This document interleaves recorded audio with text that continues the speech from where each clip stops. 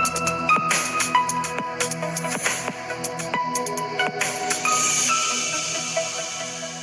Guys, എല്ലാവർക്കും മറ്റൊരു പുതിയ വീഡിയോയിലേക്ക് സ്വാഗതം. It's me Akhil Satheesh and welcome to Akhil Satheesh world. KEAM 2026 വളരെ പ്രധാനപ്പെട്ട ഒരു ഫേസിലേക്ക് നമ്മൾ കടക്കുകയാണ്. അത് മറ്റൊന്നുമല്ല, റാങ്ക് ലിസ്റ്റ് ഒഫീഷ്യലായി പബ്ലിഷ് ചെയ്യാൻ പോവുകയാണ്. ഒരുപാട് DM-കളും ഒരുപാട് മെസ്സേജുകളും വരുന്നുണ്ട്. ഞാൻ ഈ വീഡിയോ ചെയ്യുന്ന നിമിഷം വരെ ഒഫീഷ്യലായിട്ട് കീമിന്റെ 2026 കീമിന്റെ റാങ്ക് ലിസ്റ്റ് വന്നിട്ടില്ല.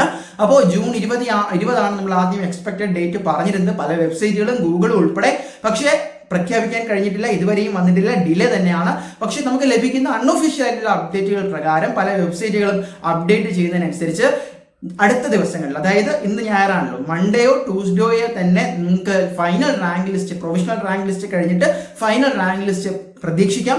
അത് കഴിഞ്ഞിട്ട് ഒരാഴ്ചയ്ക്ക് അകത്തായിരിക്കും കാറ്റഗറി റാങ്ക് ലിസ്റ്റ് വരുന്നത്. അതിനുശേഷമായിരിക്കും ഈ ഓപ്ഷൻ രജിസ്ട്രേഷന്റെ ബാക്കി കാര്യങ്ങളെല്ലാം പടിപടിയായിട്ട് തുടങ്ങാൻ പോകുന്നത്.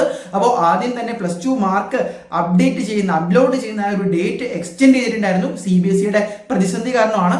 അതിനുശേഷം നോർമലൈസേഷന്റെ എല്ലാ പ്രൊസീജിയേഴ്സും ഏറെക്കുറെ ഉറപ്പിച്ചതിന് ശേഷം ഇപ്പോഴത്തെ കീം റാങ്ക് ലിസ്റ്റ് ഒഫീഷ്യലായിട്ട് വരാനുള്ള ഡേറ്റ് അടുത്ത് കഴിഞ്ഞിരിക്കുന്നു. ജൂൺ 20 എക്സ്പെക്ട് ആണെങ്കിലും പോലും പ്രഖ്യാപിച്ചില്ല.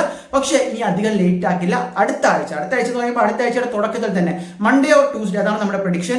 ആ ഒരു ദിവസങ്ങളിൽ ഫൈനൽ കീം റാങ്ക് ലിസ്റ്റ് നിങ്ങൾക്ക് ഒഫീഷ്യലായിട്ട് തന്നെ കീം വെബ്സൈറ്റിലൂടെ അറിയാൻ സാധിക്കും. അത് കഴിഞ്ഞ് വെയിറ്റ് ചെയ്യുക, കാറ്റഗറി റാങ്ക് ലിസ്റ്റ് വരട്ടെ.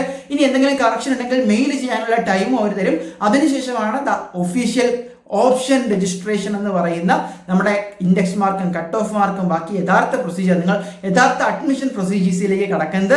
സോ ടെൻഷൻ അടിക്കേണ്ട. ഇപ്പോൾ നിങ്ങൾക്ക് ചെയ്യാൻ പറ്റുന്ന വളരെ പ്രധാനപ്പെട്ട കാര്യം, നിങ്ങൾ എടുക്കാൻ ഉദ്ദേശിക്കുന്ന കോളേജും കോഴ്സും ഇപ്പോൾ തന്നെ ലോക്ക് ചെയ്ത് വയ്ക്കാം.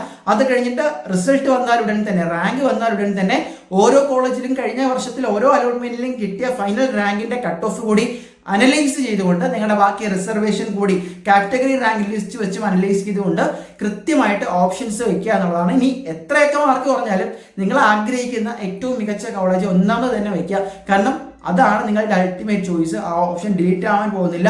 സോ ഹോപ്പ് വയ്ക്കാം. ഓക്കെ, അപ്പോൾ ബാക്കി എങ്ങനെയൊക്കെ വെച്ച് കഴിഞ്ഞാൽ കൃത്യമായിട്ടുള്ള കോളേജുകൾ നമ്മൾ ഫസ്റ്റ് അലോട്ട്മെന്റിന് കിട്ടും എന്നൊക്കെയുള്ള കംപ്ലീറ്റ് ഡീറ്റെയിൽസ് ഇനി അങ്ങോട്ട് ലൈവായിട്ടും വീഡിയോസ് ആയിട്ട് നിങ്ങളുടെ മുന്നിൽ വരുന്നുണ്ട്. ചാനൽ സബ്സ്ക്രൈബ് ചെയ്ത് വെച്ചോ, നമ്മുടെ കമ്മ്യൂണിറ്റിയിൽ ജോയിൻ ചെയ്തോ. മറ്റൊരു വീഡിയോ ആയിട്ട് കാണാം. Bye.